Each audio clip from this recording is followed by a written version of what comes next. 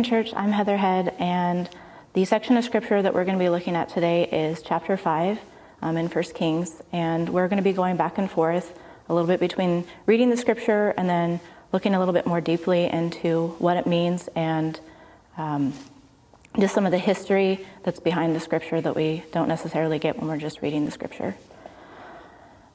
In the last video, we reviewed Solomon's early kingdom. We are now moving into chapter 5, where Solomon forms an alliance with the king of Tyre, Hiram, and begins using forced labor to build God's temple. Beginning in verse 1 and going through verse 7 of the chapter, we read, "When Hiram, king of Tyre, heard that Solomon had been anointed king to succeed his father David, he sent his envoys to Solomon. Because he had always been on friendly terms with David, Solomon sent back this message to Hiram. You know that because of the wars waged against my father David, from all sides, he could not build a temple for the name of the Lord his God, until the Lord put his enemies under his feet. But now the Lord, my God, has given me rest on every side, and there is no adversary or disaster.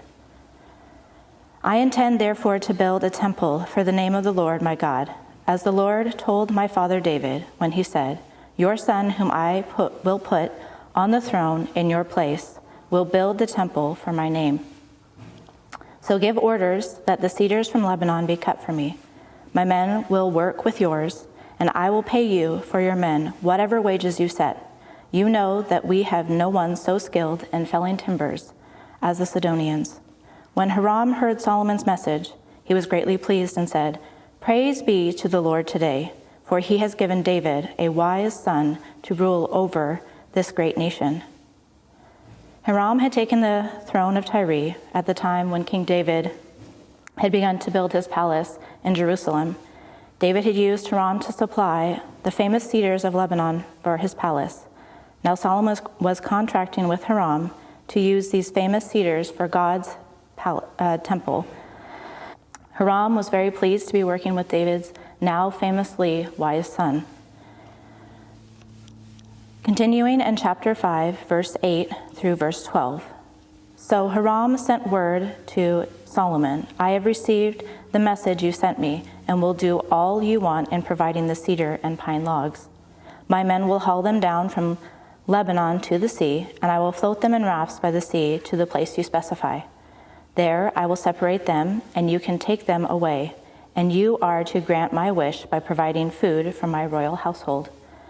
In this way, Hiram kept Solomon supplied with the cedar and pine logs he wanted, and Solomon gave Hiram 20,000 cores of wheat as food for his household, in addition to 20,000 baths of pressed olive oil. Solomon continued to do this for Hiram year after year. The Lord gave Solomon wisdom, just as he had promised. There were peaceful relations between Hiram and Solomon, and the two of them made a treaty. So in this section, Hiram and Solomon made a full trade covenant. This resulted in massive amounts of trade between the nations of Israel and Tyre. Israel sent wheat and olive oil to Tyre, and Tyre sent cedars to Israel. In 2 Chronicles 2:15, the agreement also included barley and wine in addition to wheat and olive oil. To clarify some of the details to help us better understand the amounts of food King Hiram received from Solomon, 20,000 cores of wheat is about 3,600 tons, or about 3,250 metric tons of wheat. And 20,000 baths of olive oil is about 120,000 gallons, or 440,000 liters of olive oil. In addition to the cedars of Lebanon, the kings also agreed upon Hiram providing the expert carpentry and masonry to craft the temple. The temple was getting some of the greatest lumber and skilled workers in the world. However, to complete Solomon's construction goals, he chose forced labor on his own people. Moving back into the scripture, verses 13 through 18. King Solomon conscripted laborers from Israel, 30,000 men. He sent them off to Lebanon in shifts of 10,000 a month, so that they spent 1 month in Lebanon and 2 months at home. Adoniram was in charge of the forced labor. Solomon had 70,000 carriers and 80,000 stonecutters in the hills, as well as 3,300 foremen who supervised the project and directed the workmen. At the king's command, they removed from the quarry large blocks of quality stone to provide a foundation of dressed stone for the temple. The craftsmen of Solomon and Hiram and the men of Gebal cut and prepare the timber and stone for the building of the temple. Solomon chose forced labor for the construction of God's temple. He chose to enslave God's chosen people and to accomplish the creation of the palace of the Prince of Peace. Based on how you interpret this section, Solomon even sent his people to Lebanon into slavery into a foreign nation.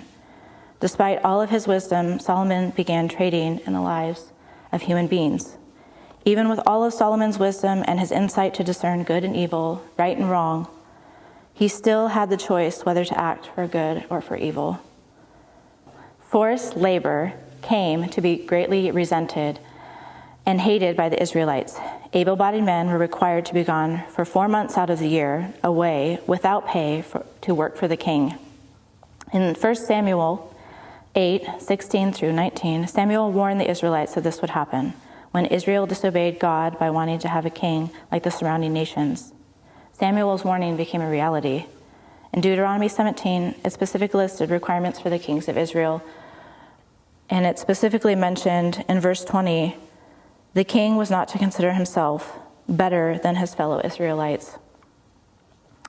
It is good to recall why Solomon was chosen to build the temple. We are told in 1 Chronicles 28, 2-3, that God wanted a peacemaker, not a warrior, to build his temple and his house of prayer. It is easy to think that Solomon was worthy of building the temple. However, God's allowance of Solomon to build his temple is a sign of God's grace and not Solomon's worthiness. God wanted a peacemaker. Instead, when Solomon was anointed as the king, he ends up assassinating his brother and others the moment he took the throne. He used marriages for political alliances with other nations, adopting their gods, and ends up using forced labor on God's chosen people.